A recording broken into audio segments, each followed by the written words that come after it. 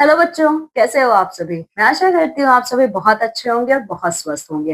तो बच्चों, आज की आपकी सामाजिक विज्ञान की कक्षा में हम लोग शुरू करने वाले हैं आपके अध्याय नंबर 2 का अभ्यास कार्य। मैं आशा करती हूँ आप लोगों ने अध्याय नंबर 2 को बहुत अच्छे से पढ़ा होगा। ठीक है, क्या क्या चीजें पढ़ी थी हमने इस अध्याय में। हमारी पृथ्वी कैसी दिखती है, हमारी पृथ्वी का आकार कैसा है।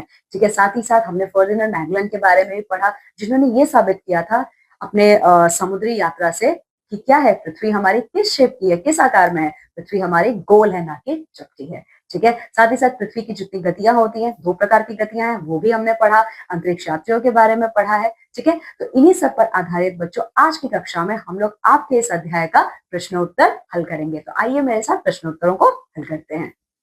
तो पहला है बच्चों, देखिए सही विकल्प के सामने आपको सही का चिन्ह लगाना है। तो प्रथम भारतीय अंतरिक्ष यात्री कौन थे? तो प्रथम भारतीय अंतरिक्ष यात्री आपके राकेश शर्मा थे। ठीक है, इसके अलावा एक दिन में कितने घंटे होते हैं? तो हमारे 24 घंटे होते हैं। ठीक है, चलिए सूर्य के कुल कितने ग्रह हैं? तो बच्चों देखिए, सूर्य के कुल कितने ग्रह हैं? तो सूर्य के पास हमारे 8 ग्रह हैं। ठीक है, देखिए पृथ्वी का आकार कैसा होता है बच्चों? पृथ्वी का आकार आपका गोल है।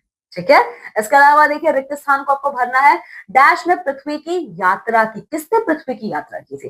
फर्डिनेंड मैगलन ने पृथ्वी की यात्रा की थी। पृथ्वी पर जीवन डैश एवं डैश के कारण संभव है। ठीक है, तो आइए देखते हैं यहाँ पे क्या है।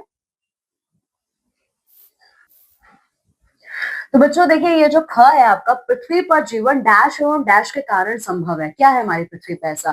क्यों हम लोग पृथ्वी को कहते हैं बड़ा ही अनोखा ग्रह है? तो बच्चों देखिए, पृथ्वी पर जीवन वायु एवं जल के कारण संभव है। ठीक है, फिर ग देखिए, पृथ्वी डैश के चारों ओर घूमती है। पृथ्वी किसके चारों तरफ घूमती है? पृथ्वी सूर्य के चारों ओर घूमती है। ठीक है, अब लास्ट है देखिए घ, हमारी पृथ्वी डैश का ही एक ग्रह है। ठीक है, तो हमारी पृथ्वी सौर मंडल का ही एक ग्रह है। ठीक है, अब देखिए, अब तीसरा है देखिए बच्चों, सत्य पर आपको टिक्का तथा असत्य पर क्या करना है? आपको क्रॉस का चिन्ह लगाना है। तो पहला है बच्चों, पृथ्वी पर जीवन संभव नहीं है। ये बिल्कुल गलत है। पृथ्वी तो हमारा इकलौता ऐसा ग्रह है जहां पे जीवन आपका संभव है। ठीक है, अब देखिए, हम सभी पृथ्वी पर नहीं रहते हैं। ये गलत है बिल्कुल। ठीक है, यूरी गगारिन अंतरिक्ष में जाने वाले रूस के पहले व्यक्ति थे। हाँ, ये ठीक है।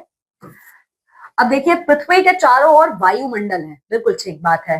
ठीक है, अब चलिए देखिए, लिखित प्रश्न है, निम्नलिखित प्रश्नों के आपको उत्तर देना है। पहला है बच्चों, परिक्रमण किसे कहते हैं? पृथ्वी की बच्चों 2 गतियां होती हैं, घूर्णन और ये घूर्णन, सॉरी, घूर्णन और परिक्रमण। तो परिक्रमण क्या होता है? परिक्रमण मतलब 1 साल 365 दिन। ठीक है, और साथ ही साथ परिक्रमण की वजह से हमारी पृथ्वी पर सारे हमें ऋतुएं देखने को मिलते हैं। ठीक है, तो देखिए इसका उत्तर ये रहा बच्चों। आपसे यही पूछा है ना कि परिक्रमण किसको कहते हैं? तो ये देखिए, पृथ्वी सूर्य के चारों ओर भी घूमती है। इस चाल को परिक्रमण कहते हैं। यह एक परिक्रमण 365 दिन एंड 1/4 दिन अथवा 1 वर्ष में पूरा करती है। यही है आपका घूर्णन, परिक्रमण का मतलब। चलिए, अब दूसरा प्रश्न आपसे क्या पूछ रहा है?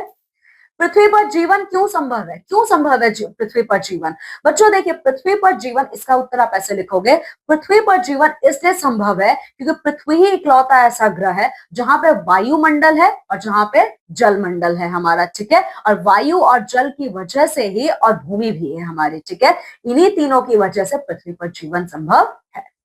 चौथा क्या पूछ रहा है आपसे? ग, हम एक दिन अथवा 1 वर्ष की दूरी किस प्रकार माप सकते हैं? तो बच्चों देखिए, ये जो आपसे पूछा जा रहा है कि आप एक दिन अथवा 1 वर्ष की दूरी किस प्रकार से माप सकते हो, तो इसमें आप लोग पृथ्वी की दोनों गतियों के बारे में लिखोगे। ठीक है, तो आप ऐसे इसको लिखोगे, हम एक दिन की दूरी, हम एक दिन अथवा 1 वर्ष की दूरी इस प्रकार माप सकते हैं। ठीक है, आगे लिखोगे, आगे इस तरीके से लिखोगे। देखिए, पहला लिखोगे पृथ्वी। ठीक है, पृथ्वी अपनी धुरी पर पश्चिम से पूर्व की ओर घूमती है।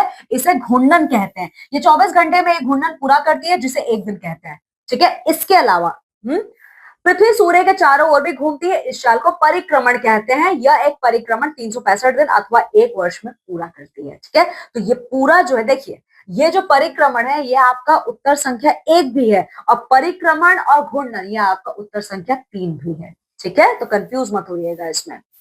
चलिए, अब चौथा क्या है देखिए, पृथ्वी का आकार कैसा है? कैसा है पृथ्वी का आकार? तो आइए देखिए, ये रहा आपका इसका उत्तर।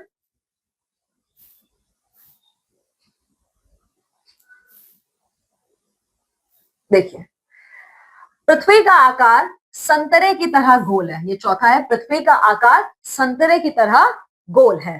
ठीक है, अब आइए आगे देखते हैं क्या आपसे पूछ रहा है।